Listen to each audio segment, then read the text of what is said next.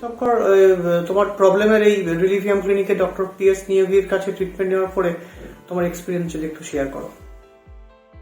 তো আমার ইনিশিয়াল যে সিমটমগুলো ছিল, যে কমপ্লিট রাইট সাইডে আমার নানান রকমের স্টিফনেস, নানান রকমের পেন, সেটা কমপ্লিট রাইট সাইডে। ইনফ্যাক্ট এই মানে রাইট সাইডের রাইট সাইডের মানে থ্রোটে আমার সোয়ালোইং এর প্রবলেম ছিল।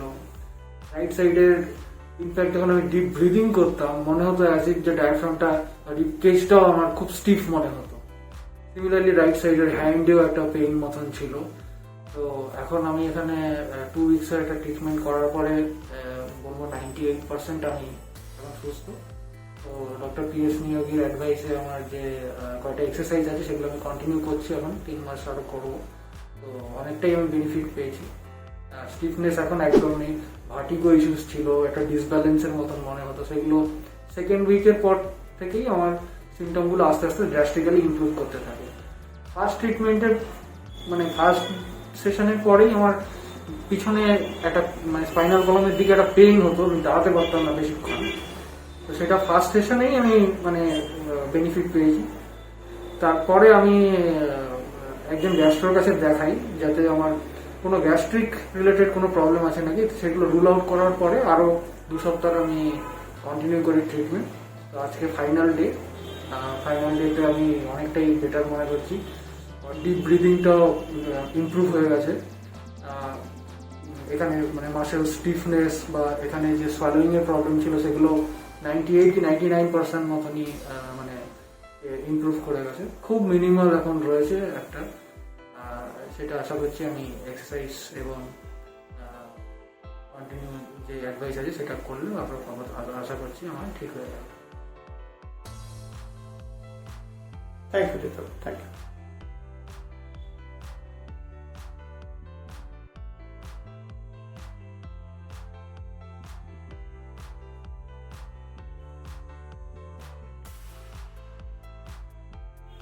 আমরা এই ফাইফরাইস হাইপারবোল্ড ডিপ পারকুশন গানটা দিয়ে প্যারাস্পাইনাল মাসলগুলোকে একটু রিলিজ করে দিচ্ছি।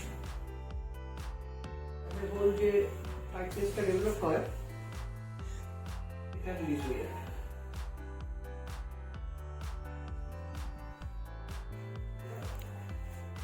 এদিকে ডান দিকে একটু ঘুরে একটু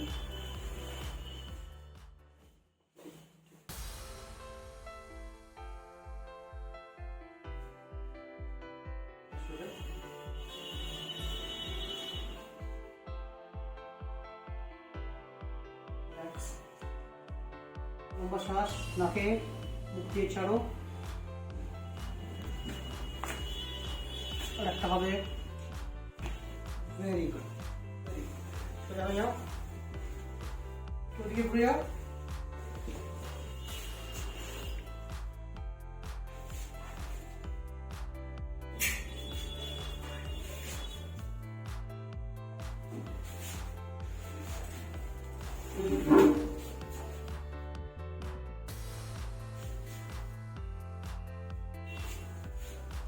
ধরে নাও।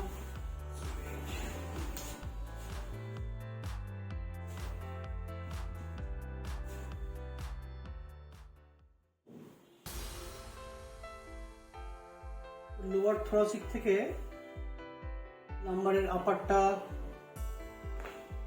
Very good, very good. দেখি আর একটু লম্বা শ্বাস নাও, নাকে মুখে ছেড়ে দাও। পারফেক্ট, খুব সুন্দর।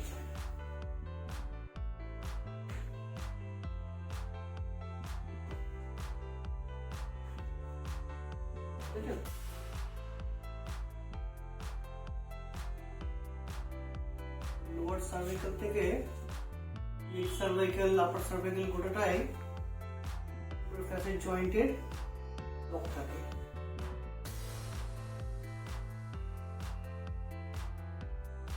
মাসলগুলো আগে রিল্যাক্স করে নেব। যদি কোনো মাসল স্প্যাজম থাকে সেটাকে আগে ঠিক করে নেব। সব ঠিক করে নিয়েছি, এখন এটা খুবই রিল্যাক্স হয়েছে, আমরা ফিল করতে পারছি।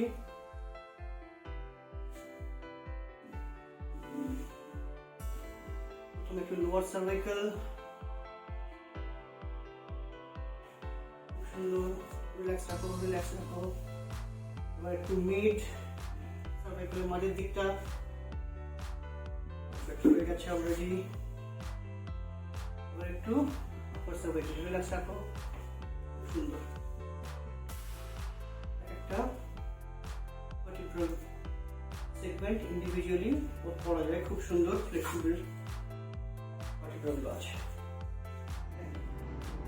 নমস্কার, আজ আমাদের সঙ্গে রয়েছেন মিসেস তপতি গুপ্তা। উনি ক্যালকাটা ইউনিভার্সিটির ইংলিশের হেড অফ দ্য ডিপার্টমেন্ট, এখন রিটায়ার করেছে।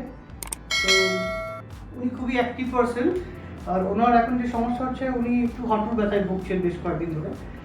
তো ওনার বেসিক্যালি খুব সিম্পল, যেটা সবাই ভোগেন, আমাদের বাড়ির সব বয়স্ক মানুষেরাই সেটা ভোগেন, সেটা হচ্ছে অস্টিওআর্থ্রাইটিস অফ নি। তো ওনাকে খুব সহজভাবে কয়েকটা এক্সারসাইজ আমি ডেমনস্ট্রেট করব, যেটা আপনারা সবাই বাড়িতে করতে পারেন। তার জন্য কোনো ডক্টরের কাছে প্রথমে যাওয়ার দরকার নেই।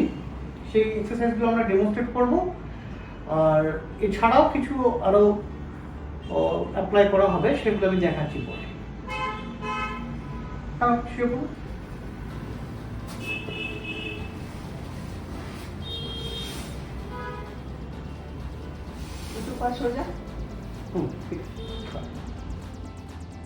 প্রথমে চিট হয়ে আমরা দেখেছেন 4টে এক্সারসাইজ করেছি। চিট হয়ে 4টে এক্সারসাইজ আছে। এরপরে সাইডে ঘুরে যাব। এদিকে বাঁ সাইডে ম্যাম এখন ঘুরে গেছেন। এখন এইভাবে সাইডে শুয়ে আমরা দুটো এক্সারসাইজ এখানে প্র্যাকটিস করব। সাইডে এরকম শুয়ে থাকবো, পা দুটো এরকম ভাঁজ থাকবে, একটা পায়ের ওপর একটা পা ভাঁজ থাকবে, হাত সামনের হাত নেমে থাকবে। এই এক্সারসাইজটা করার সময় সবচেয়ে মনে রাখতে হবে আমাদের মাথা আর পেট যাতে সোজাসুজি সাইডে থাকে, এটা যাতে ফেস সিলিং ফেস না পড়ে। যদি এটা ঘুরে যায় উপরে, তাহলে আমাদের হিপ ফ্লেক্সারে কাজ হয়ে যাবে, তাহলে কিন্তু গ্লুটস মাসলে কাজ হবে না। এটা মনে রাখতে হবে সবসময়, এইভাবে সাইডে শুয়ে ব্যায়ামটা করতে হবে। পা সাইডে থাকবে, পেট সাইডে ফেস করবে, চোখ সাইডের দিকে দেখবে, চোখ ওপরের দিকে দেখবে না, পেট ওপরের দিকে উঠবে না। এটা প্রথম জিনিস আমাদের লক্ষ্য রাখতে হবে। এরপর এই পজিশনে থেকে এইখানটা লক থাকবে, কিছু মুভমেন্ট হবে না, থাই থেকে উঠে যাবে এইভাবে।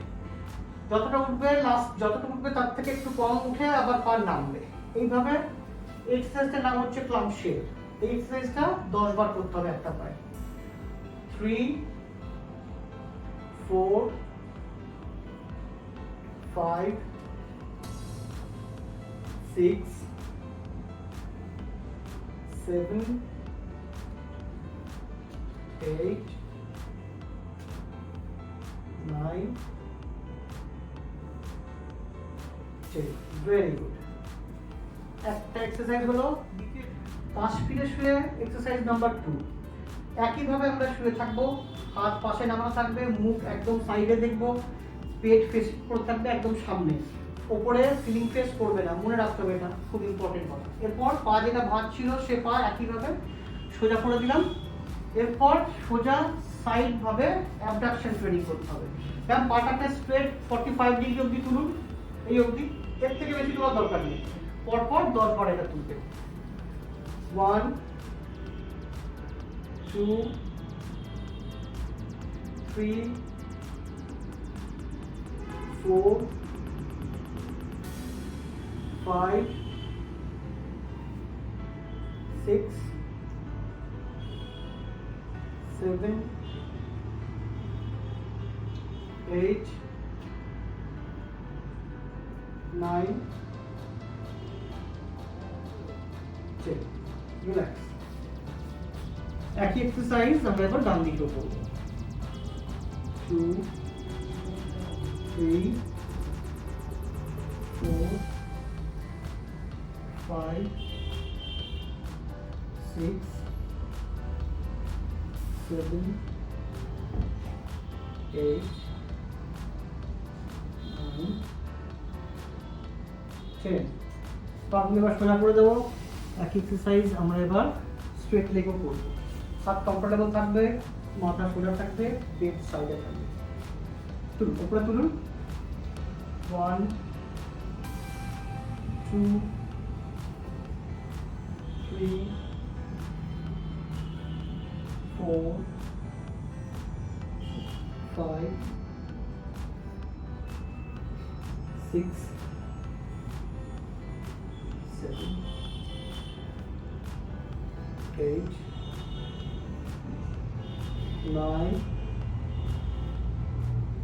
10. Great, best.